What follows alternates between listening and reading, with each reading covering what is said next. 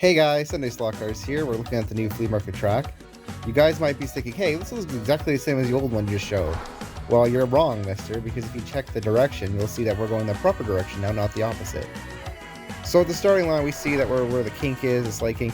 You do have to slow down around this kink if you're going 100% speed, but not by much. So it's kind of a nice little challenge, little stopgap.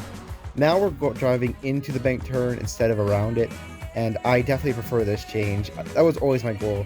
I was originally gonna bring the long table to the other side, then I realized I could just flip the direction around. This did mean I had to rewire the circuit, but it was, it was worth it.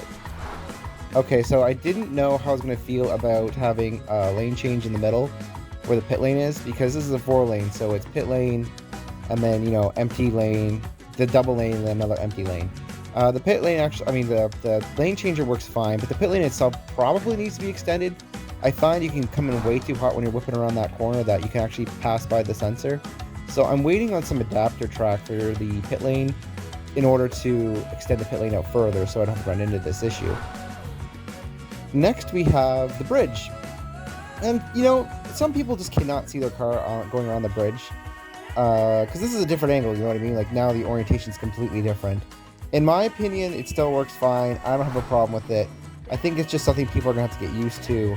Yes, this does lead itself to having a home track advantage, where people who race at Sunday slot cars regular are going to have an easier time than people who don't. But there's nothing I can really do about that, considering the space.